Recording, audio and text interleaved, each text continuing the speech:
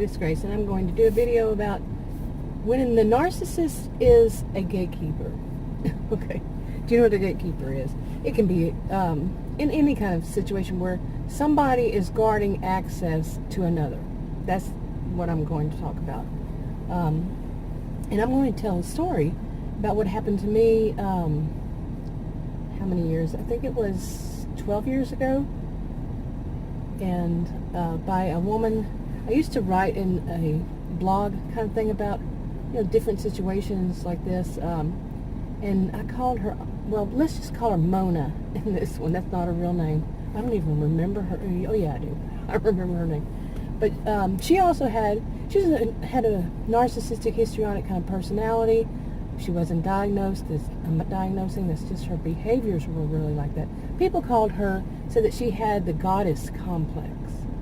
Okay, goddess complex, yeah, back then.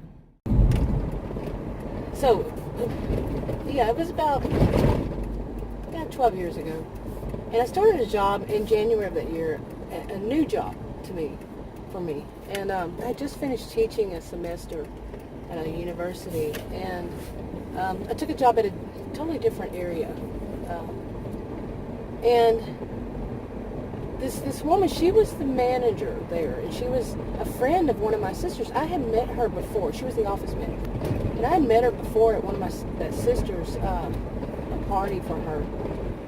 And I didn't find anything really wrong with her, except, I don't know, she just seemed a little, I don't know, she wanted attention, I guess. And for attention to be on her, and it was my sister, she didn't want me, and that happens a lot. They want to have all their, the attention. So, anyway, I went to work there. She was the manager there, and her assistant, really, she was her friend. She was her best friend, and had worked with her in a lot of places. And the whole thing of a lot of places, she'd probably tell a story. But she had this, like I said, people thought of her as having a goddess complex. Well, along the way that I was working there, I started as just from this, entry level kind of thing, at something I had never even done before. But after a while, I was doing really well, and the owner of it, the boss, he was the owner. He, made compliments to me, and the other, he had a colleague. He did also, and they were planning on moving me to another office, and they needed a manager. I could do the management. I've done it before, and Mona apparently heard about it, and she did, but what she did was something that her sidekick warned me about, and I had seen it happen to somebody else, and I'm like, what's going on? Well, the basic thing is that Mona would fire everybody on their 89th day of employment. Okay, she would tell the owner, or whomever she was working for at the time, that they quit. They didn't like it. So they went ahead and quit. But she was actually firing them.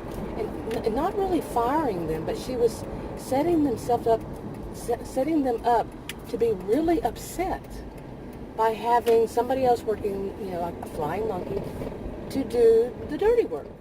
But yeah, she, and what they did to me was, I was working really hard, was doing more than my job, and not the sidekick was nice. She was trying to warn everybody all the time, all the while.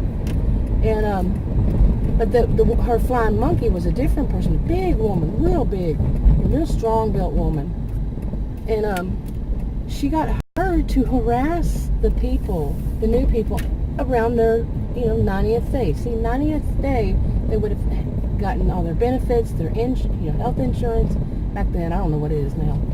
But, so, she wasn't going to allow that, because she had that goddess complex, and plus she had to shine. Nobody else was about to shine with her around. So, I'm laughing, but it was awful. It was just an awful experience. But she got that woman to bully me. And she did too, coming up to me and saying, we don't think you're going above and beyond to do your job, and we think you're not doing a really good job. Well, the owners were going to move me to another office and be the manager. You know, gaslighting in there too. But yeah, you know, finally I said, I don't have to take this harassment, and I left. And but the owner, one of them, well, he was the owner, he asked me one time, he says, why do people leave here after 3 months? I said, I don't know, I have no idea. He said, well, every time around 3 months they all leave. And he was about to retire. He was 65, I think, at the time. And I didn't know then, but yeah, it was because of Mona. You know, that was her specialty, to hire and fire people so she would shine and everybody else would look bad. And that story does go on from there. But basically I left, and this, you know, so I tried to call, okay? But I knew she wasn't going to allow me to speak to the owner. Okay, she was being the gatekeeper. And there was one woman who, she actually just got the job, and she had been unemployed for a while. She had a young child, was really, you know, needing a job, and she fired her. She had no conscience. You know, Mona had none. You know, I would call it more of a sociopath, but yeah, you know, she didn't care. Didn't mean anything to her. It didn't bother her. You know, and anyway, and part of that is, after that, you know, she's not going to she's going to be the gatekeeper. She's doing all these things wrong, and she isn't about to allow you to actually speak to the person you need to. You know, she's a gatekeeper. You know, she's keeping you out of it, because if you told that person, you know, then there would be question. Questions would start. Well, anyway, I told my sister, who was a friend of hers.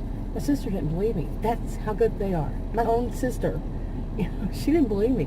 But she did eventually when Mona did something bad to her. Then she believed me. Yeah, that woman was awful. She was an awful person. But the look of her was just, you know, she was actually pretty. I think she was in her early 40s, maybe mid-40s. And she was, you know, nice, but kind of calm acting. But yeah, she was a master manipulator. You know, she wanted what she wanted, and she wanted everybody to see her as shining. And she was the one that should shine, nobody else. Yeah. And like I said, you know, okay, my cell phone got too hot, so I had to move under the shade. Anyway, you know, you can generalize that to whatever situation you are, or have you had one like that? Leave a comment below on how yours went, where you couldn't get to, you know, like on a job, you couldn't get to the person you needed to speak to because of the gatekeeper. And that the gatekeeper was the narcissistic person. Now, it can also be that the boss is the narcissistic one, and the gatekeeper is, you know, an employee. But this man, the owner of this business, he was not. I had spoken to him plenty. He was really worried. He couldn't understand why people would only work about 89 days. Now, in that situation, by the way, she wasn't able to get to me until after I got my benefits, like the 91st day. Oh, she was angry. Nobody should get any health insurance. That was back in the day when we didn't have, you know, Affordable Care Act. I live in Texas. I'm a homemaker. It doesn't work for me. Yeah. It's another story. Anyway, I'm wrapping this up. I'll talk to y'all in another video.